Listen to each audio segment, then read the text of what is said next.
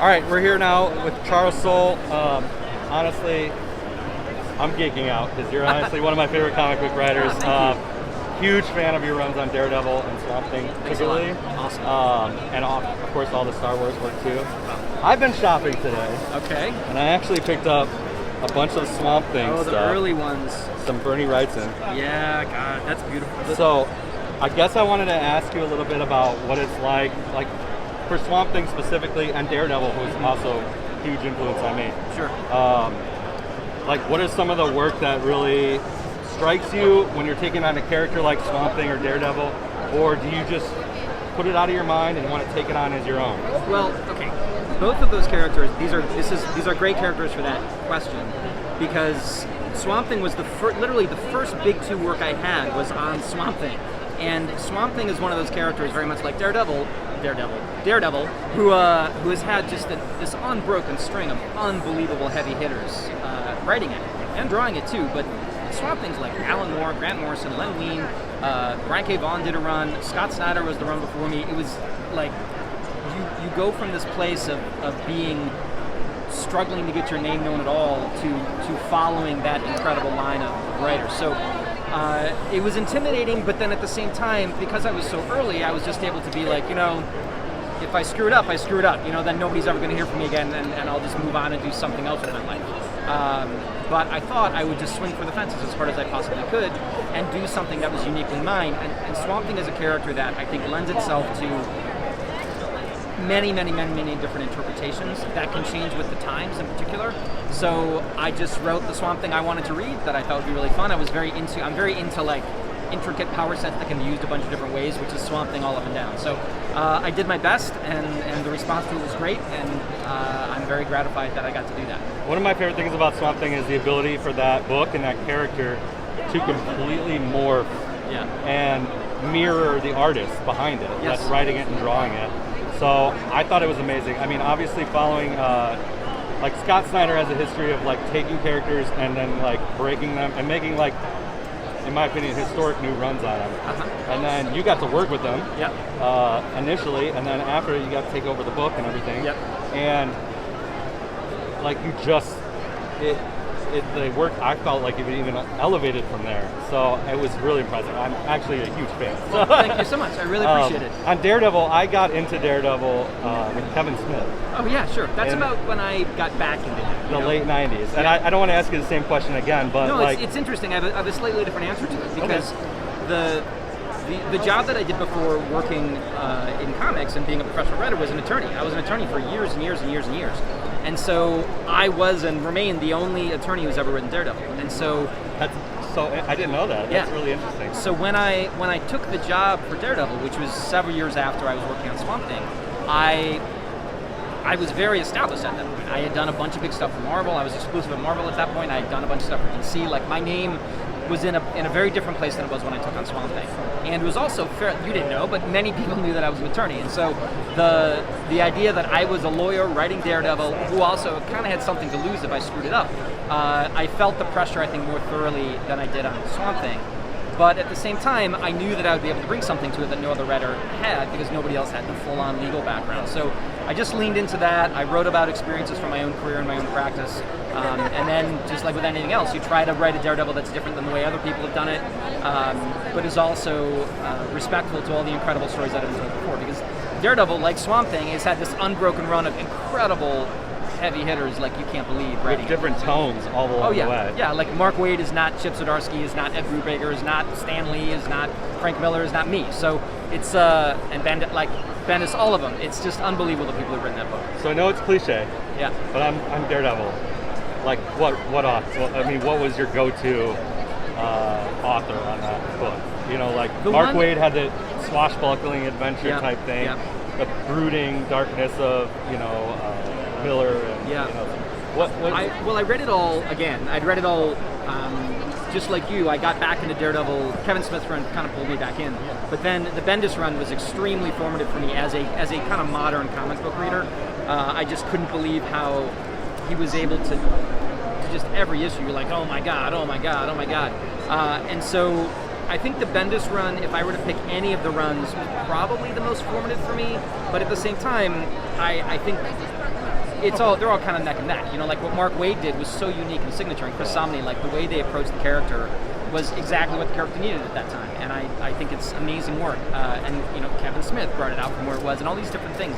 There's only been, I think Chip, you know, and Chip, who I read his whole run, he's doing something different than what I did, and he's, I think, the 15th Daredevil writer, you know, and like there aren't that many people who've done the job. I mean, Ann Nesenti's in there. I'm trying to think as well. There aren't really just Andy Diggle, but there aren't that many, and so and they have long runs.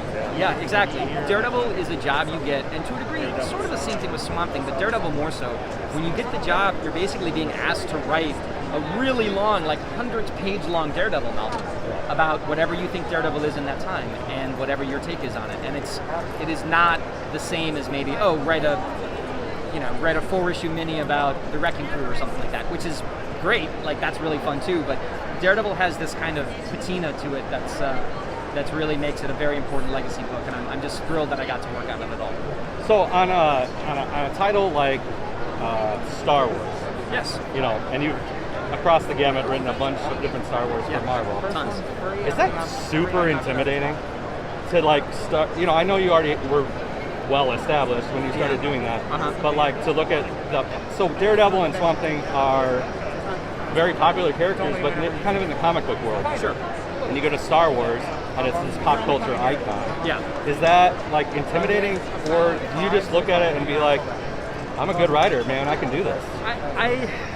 I think to a degree there is some of that. I don't phrase it that way in my head. It's more like this is a job I know how to do, right? I know how to tell a story that's going to be engaging, that's going to have a beginning, middle, and end. Like I know how to do that part.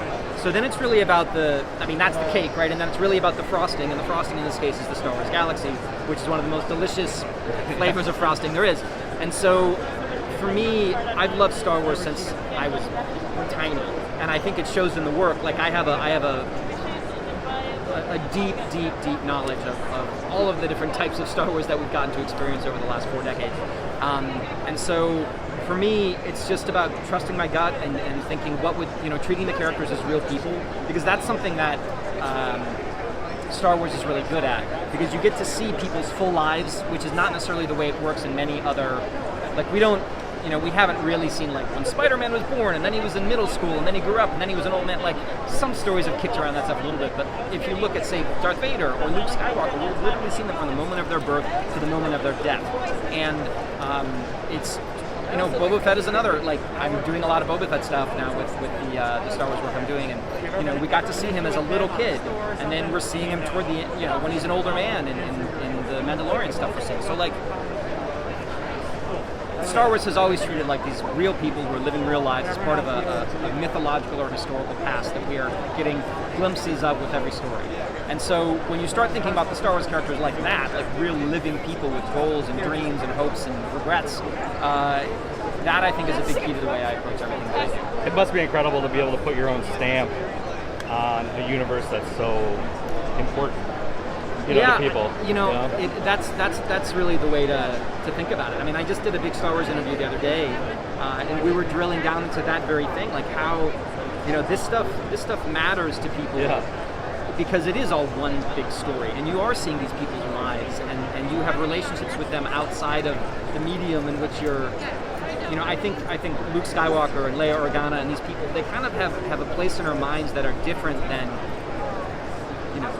Again, Spider-Man. I love Spider-Man. We all love Spider-Man, but there's been so many interpretations of Spider-Man played by so many different actors, written and drawn by so many amazing creators. Like Spider-Man is sort of an abstract almost. Yeah. But the Star Wars people, it's like those are real people with real lives and real struggles, and so we all feel about them as if we know them pretty intimately. So it's amazing to be able to be part of something that gives so many people such strong feelings, good and bad, and sadness and happiness and all that. I feel truly privileged to have been able to do as much work with Star Wars as I have. I'm so grateful that you took the time to talk to us. Sure, really, honestly. I know you got your own stuff too, on top of all the Marvel and DC and Star Wars, all the big, titles. Yeah. You want to take a minute, shout some yes, of that stuff absolutely. out? Absolutely. So I've done a lot of creator-owned work for like Image Comics and things like that. The big series for them, there's a book I did with a Chicago native, Ryan Brown, on art called Curse Words. which is a long series that you can get in trade, and there's an omnibus coming out in the spring. It's about a sort of a asshole wizard. It's really good. It's really fun. And I have a book that's coming out now. It's still running, called Undiscovered Country, which I write with Scott Snyder, my Swamp Thing, Swamp brother, drawn by Giuseppe Camcoli. That's about sort of an altered futuristic U.S. that plays with a bunch of the mythology of America in a really fun, crazy, science fiction way.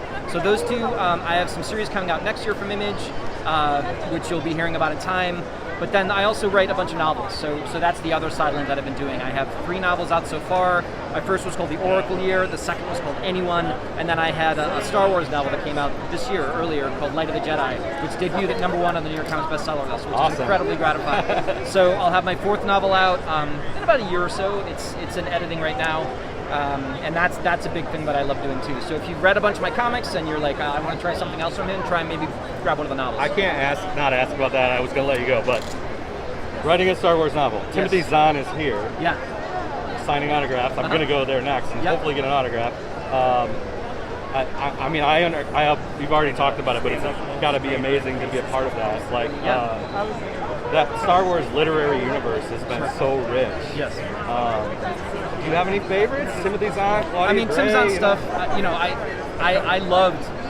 Part of it's interesting because when I grew up, or like when I was reading these books as like a fan, the Heir to the Empire trilogy was like all there was between between the original trilogy and the prequel trilogy. For a long time, that was it. I loved those, and Claudia's work is amazing. All of the Luminous writers, Daniel Jose Older, Kevin Scott, Justina Ireland, I love all their stuff. Zoraida Cordova, Delilah Dawson, she's here too. But it's a little different now because these are like my friends now. Yeah. So like I know them as people. I know them, some of them really, really well as people. So I can still appreciate their work. I still love their work, but it is a little different being on the other side of the table. But definitely Tim Zahn was a huge influence. Who else? James Luceno. I love his stuff. Michael Golden. There's lots of great Star Wars writers. Well, thank you so much. We really appreciate coming. You're talking to us. And have a great show. And thanks for coming, man. Thanks for coming to Chicago. Of course. Take care. Have a good one. See you later. Bye bye.